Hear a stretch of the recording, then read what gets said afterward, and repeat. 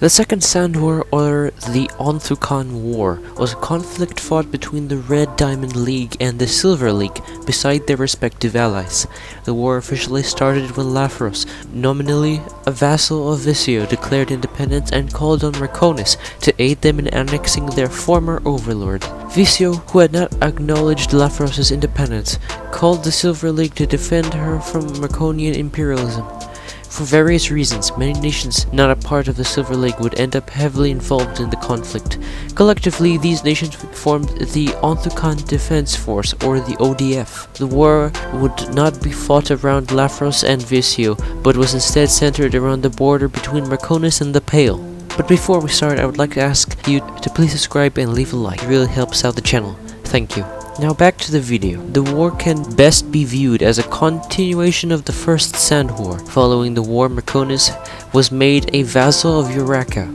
However, following Urarka's departure from the Entente, Merconis seized independence and re-established her sovereignty. Shortly thereafter, two Zamotian citizens violated the terms of the previous treaty when they were caught trespassing on Merconian land. These citizens were hunting Astaf, a wanted terrorist who had fled from the Zamot Union.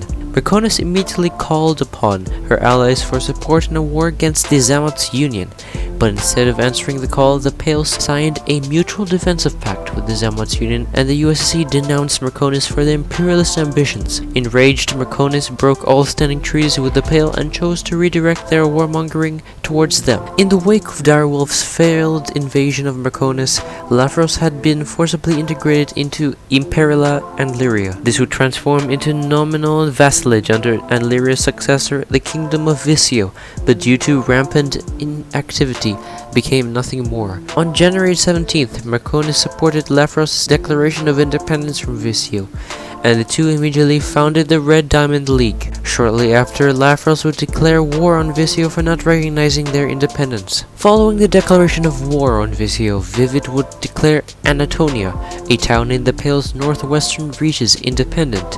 Unlike Merconis and Lapharos, Anatolia was never a socialist state. Instead, Vivid's primary goal was to reintegrate Anatolia into the new Avarian Republic. Anatolia, first founded by Astaf as a town to rebel against Wolfswood, had slowly lost its seat and power, and eventually being nothing more but a village within the Pale.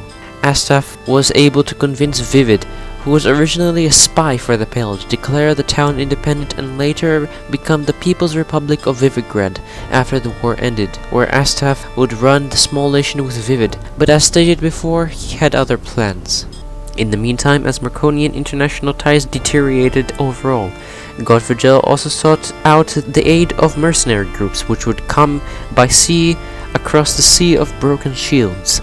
In the meantime, both the Zamot Union and the Pale anticipated a Merconian assault on either Surif or Peria, and fortifications were made on both cities. Across Pale territory, supplies and soldiers were transported, including groups of men from other allied countries such as the Anthrocon Wandenreich Empire, Visio, Anglunia, and the Holy Kingdom of Lutum. In the meantime, Rysnian soldiers arrived from the southern border of the Pale. Vulperian soldiers crossed through Zamotian territory and across the Velithangkan Sea. Amarillan soldiers voyaged across the northwestern parts of the Sea of Broken Shields. In anticipation of the battle, the Merconian city of New Cromor was also fortified and was turned into a center of operations for the Merconian army. Both sides had varying objectives for the upcoming battle. Merconis sought to secure Peria under its control and gain access to the Anatolian rebels while simultaneously weakening the Pale's regional hold. On the other hand, the coalition's objectives varied within themselves, with some officials seeking primarily to hold off the Merconian advance, while others hoped to destroy the Merconian forces and seize control of New Cromor. Wolfgang Godfrigel and Premier Minister, the One Theory, planned for the battle and coordinated the army at New Cromor. Both War Daddy Godfrigel and Merconian Verteidigungsminister RRL would be responsible for leading the Red League's forces. Commander John Wilhelm, leader of the Laphrosian rebellion, independently led a small detachment of Laphrosian volunteers. The coalition's approach was split into three main forces. Alpha Team, also known as the A-Team, was composed of the best fighters of each country. They would fight against Marconian infantry in open combat as needed. This force would be primarily commanded by Imperial Executioner Endo Kamsato of the Anthrocon Wandenreich Empire, with some assistance from the Pale Councilor Seni in coordination. Governor Inos and King Okami from the Zamots Union, as well as High King Wulfgar Ironback of the Pale, all provided logistical support prior to the battle's start. Blue Team, composed of one half of the remaining soldiers that were not on Alpha Team, the Blue Team manned the walls of Peria, though they were mostly concentrated on the northern and western walls. This force was led by the former King of Lutum, Blue Arbiter. Red Team, composed of the other fighters that were not on either team. The Red Team generally defended the city of Peria and were the primary force responsible for the transportation of supplies for the rest of the army. This force was led by Oath Marshal of the Pale, Jib. However, let's start where all the conflict began. On January 27, 2022, the River of Tears skirmish occurred. A small battle between the forces of the Pale and Marconis in and around the River of Tears. While the Battle of Peria was not slated to happen for a few more days, tensions ran high on the banks of the river until fighting broke out. The skirmish saw fighting between a large group of around 15 on the side of the Pale against a small group of mercenaries on the side of Marconis. The side of Marconis consisted of battle-hardened, well-geared bandits and mercenaries led by Wolfgang Godfigel, Prime Minister of Marconis. The group rushed to the border upon reports that the Pale was constructing defenses on the river. The side of the Pale consisted of forces led by High Councilor Seni, Jarl Kaidus Ariano of Greywatch, and Jarl Baked Perron of Northgard, all of whom were aiding in the construction of defenses in and around the River of Tears until fighting broke out. A few citizens of the Pale, those with no intention of fighting in the upcoming war and who were working on defenses around the city of Peria, also hastily took up arms in fear for their lives. Who first provoked the fight is a matter of dispute, but it is clear that both sides were willing to take the initiative militarily.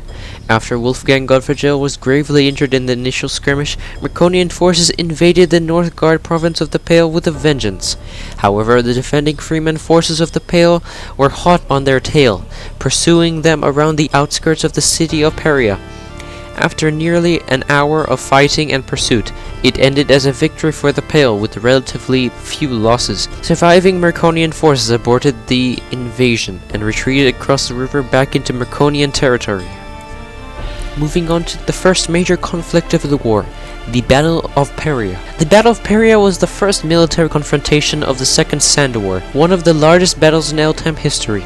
Nearly 200 soldiers participated in combat. The total belligerents of this war are, on the Red Diamond League, Volks Republic, Marconis, Lafros, and various mercenary groups, and on the Silver League and Coalition, the Pale, Visio, Anglunia, the Zamots Union, Lutum, AWE, Aristios, Sylvania, the Vulperium, Irisnia, Amarillo, and various mercenary groups as well. The battle formally commenced at around 2:36 p.m. EST. Though fighting did not begin until a few minutes later, the Coalition's Red and Blue Team were stationed on the walls, whilst Alpha Team was on the southern bank of the river, west of Peria and just south of Kriegstad. The Red League army meanwhile was stationed in Newcremore and marched southward toward Peria. The Alpha Team crossed the River of Tears at the start of battle, marching north. Once they were northwest of Peria, the Alpha Team turns east. This would lead to them flanking Marconis from the west and mark the beginning of combat across the plains. The initial confrontation swayed in favor of the Red League. The Alpha Team's initial charge was repelled, and much of the Coalition's army was forced to fall back toward the terraformed riverland. This not only put the Marconians at an elevation advantage, but also meant that the Coalition forces there had their backs to the wall. With the north full of League soldiers, the ocean to the east, and the tall Parian walls to the south, the Coalition forces could only retreat westward. If the Marconians were able to cut them off from this avenue of retreat and successfully crush the Coalition, it could have spelled disaster for the Coalition. As such, forces were spread out, with the plains west of Peria being firmly in Coalition hands, despite minor incursions by the League. Overall, despite several territorial concessions were made to the Red League, the Coalition's forces were able to stabilize in the western plains and in the terraformed land. This would only be the start of the Coalition's problems, though. as new problems arose. The Red League had inflicted far more casualties on the coalition than the other way around, and the Draconian detachments responsible for flanking Peria were successful in early incursions. The Red Team would eventually repel the attackers, but this did little to alleviate the pressure felt by the Alpha Team. For much of the first half of the battle, this remained the case. More problems arose for the Alpha Team, as the lack of range on the Blue Team's arrows meant that they were more frequently firing on Alpha Team, rather than the Red League soldiers. However, the Alpha Team continued to stand their ground. The Red Army's relentless attack grew weaker by the minute, as their men found themselves with low supplies of potion and low durability on their armor, causing soldiers to strike less frequently and some to even begin to retreat to the forests of Nucremor. The Alpha Team was soon on the offensive, as territorial concessions by the Red Team meant that combat now took place on the plains north of the River of Tears, as well as the forests south of Nucremor. Although resistance remained fierce, it was evident that the Red League no longer had the potency to repel the Alpha Team, let alone take the city of Peria.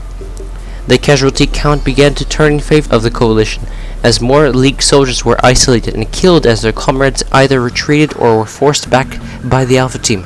Following a gradual retreat by the Red League, coalition forces eventually secured all of the Red League's land south of Nucremor Gate.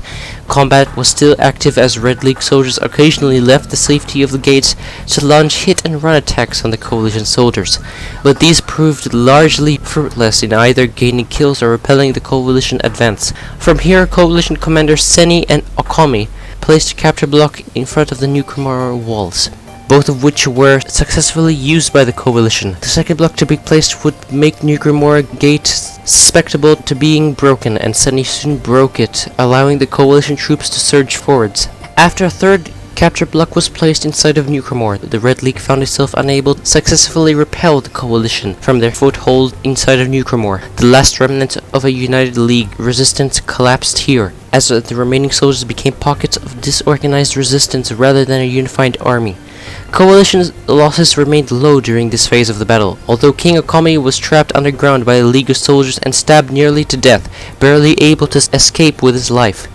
Wolfgang Godfrigel fled the city, and the remainder of the league's leadership found themselves critically wounded and unable to command their armies.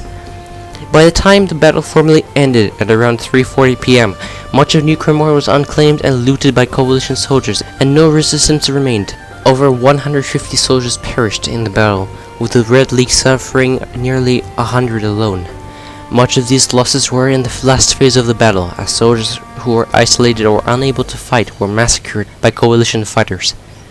The coalition also lost a significant number of soldiers, with 64 coalition fighters dying in combat.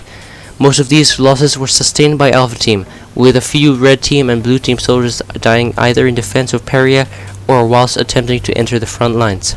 Most individuals on both sides agree that the battle was largely a coalition victory, though Wolfgang Godfrigel considered the outcome to be a draw. Although the coalition ultimately failed to completely capture Nucremor, the Red League also failed in capturing Imperia and ultimately suffered a far greater loss of life and equipment than the coalition, a loss which contributed to their defeat in the Battle of Nucremor. As such, the battle is treated as a tactical victory. The coalition did not win any strategic objectives in Nucremor, but rather won in terms of inflicting a greater loss of resources on the Red League and limiting the Draconian forces' ability to fight in future battles. Thank you for watching, peace out, and goodbye.